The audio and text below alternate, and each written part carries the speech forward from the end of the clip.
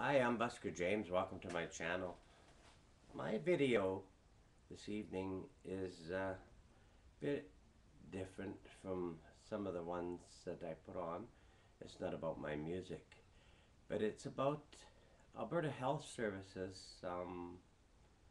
and also I want to talk a little bit about a situation that happened tonight regarding my son and Alberta Health Services, the ambulance, the hospital. First of all, I watch the news on a regular basis. I always hear things like how bad the healthcare system is, and I always hear that it needs to be improved. And then I hear in the next day here in Alberta that the healthcare system's been taken over by a new guy and everything's going to be so much better, and so on. But what happened this evening started about 6 p.m.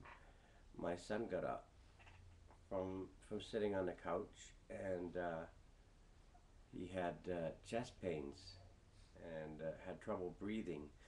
So we immediately called the 911, the ambulance, and they were there within just a few minutes, and they got there very quickly.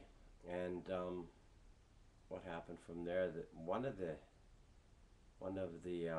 I'm not sure if it was the driver or if it was the other fellow that was in the ambulance with him, but had a terrible attitude when he came in the house. And as far as I'm concerned, I think ambulance drivers, even if they've had a rough day, need to focus on trying to keep a good attitude when they're going to somebody's home, because it's their job. They're getting paid for it, and if they don't like it, don't do it. So anyways, they done an assessment of my son and decided that they were going to take him to the hospital. Now this is interesting because we have a hospital here in northeast Calgary, not far from where we live. It's about a mile down the road. It's called Peter Lougheed Hospital.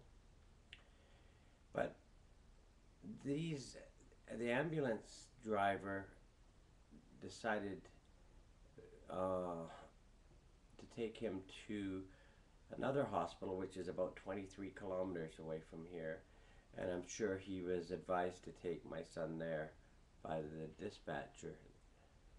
And that's the first thing that I didn't understand. Why would you take somebody 23 kilometers away when there's a hospital a mile and a half down the road? I don't understand that. But we get to the hospital because the ambulance driver asked us to follow them to the hospital. So we get there and we're wondering, what's going on with our son, because it is a serious issue when you start getting chest pains, and it's got something to do with your heart, or it appears to have something to do with your heart. But we were in the hospital, and the lady at the information desk said, oh, your son got here, and send them for tests, and but you can't go in there. But come back in 40 minutes, and I'll go back and see if we can get you in there. So we wait 40 minutes, we go back, and she says,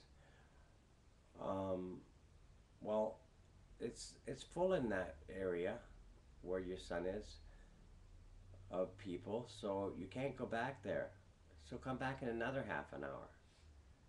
So then we go back in another half an hour, and she says, well, I'll go back and check again. And then she comes back, and she's not giving us any information. Is he dead, or is he alive, or is he in bed, or who knows? Is he staying overnight? This lady told us absolutely zero, nothing. And my wife and I are getting a bit frustrated, so we decided to go down and have a cup of coffee at the cafeteria and come back up. And then this lady said, this was probably about 20 minutes or so, she said, oh, I'll go back and check again. And then she came back, and she told us to come back in another half an hour. And this went on for 2 hours, 2.5 hours. So I got frustrated, and I said, look, if you're not going to tell me nothing, there's no sense me being here. We can't see my son, and we can't get any information about him. She told us absolutely nothing. So that was probably about 9:30 by that time in the evening. Then we decided that we were going home, so we get into the parking lot, and they have this ticket. So you take the ticket and you pay it to this lady, and then you get in your vehicle and you put this stub she gives you into the machine, or you hand it to the guy down below to get out of the parkade. It took me 20 minutes just to figure out how to get out of the parkade, because this particular hospital, Rockyview Hospital in the south end of Calgary, far southwest, was doing a bunch of modifications in their parking lot. They don't have any signs that show you how to get out of the parkade or nothing. So I ended up asking a nurse who worked at the hospital how the hell to get out of the parking lot. Couldn't get out. I drove around, and I was going around in circles trying to figure out how to get out. So eventually I got out, got home. So we explained to my daughter that we don't know what's wrong with my son, or don't know if he's dead or alive or what, because the lady won't give us any information. So she phoned the hospital. She was on the phone with them for 20 minutes on hold. And by that time I had made a couple of calls to a few friends of mine, and explained what was going on, and asked them if they could help me in any way to try and figure out how I can get information about our son, what his condition was, and so anyways, this friend of mine told me to go back to the hospital and give my identification and kind of demand that as the parents that we get proper information. So I'm not sure what happened between the time that I called my friend and the time I got back to the hospital, but it was a total turnaround of attitude when we got back to the hospital by the staff. The lady that we had dealt with in the first place had gone home, I suppose, or she was gone. New staff. We were escorted immediately in to see my son. It ended up that he had a blood clot in his lungs, which caused this pain up here and the trouble breathing, as far as the doctor that I spoke with. But, you know, the healthcare system here in Alberta, you'd think, would be better than what it is. As parents, we deserve the right to know when a family member goes in exactly what the situation is at the time. You know, the lady that we dealt with in the first place should have said something like, "Oh, your son's fine. He seems okay. I just saw him," or anything to that effect. She told us absolutely nothing, and it's not acceptable. And you know, another interesting thing that happened when I was at this hospital is, like I said, I watch the news, and I monitor a lot what's going on around the world and what's going on with politics and stuff like that. I had this little boy, and he came, and he was from another country, and he sat beside me. He was a little bit rowdy there in the waiting room, and I sat him in the chair beside me and started talking to him, and he couldn't talk English very well, but he seemed to get along with me quite well. And I settled him down. We got watching a bit of TV together there, and I had him reading a book, and eventually his dad came over, and I introduced myself and talked to him and told him how nice of a little boy he had, and you know, he's a good little fella. And his dad told me he was 2 years old, and I have a grandson almost that age. And I asked the dad which country he's from. He told me he's from Syria.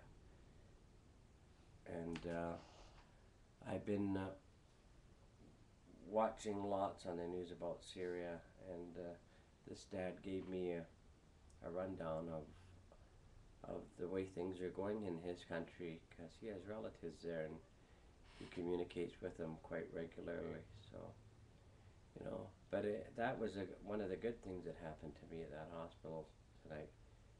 But I just want to say that you know, regardless of what you see on the news, or what you hear about what's good and what's bad at the hospital on the media, I wouldn't trust any of it.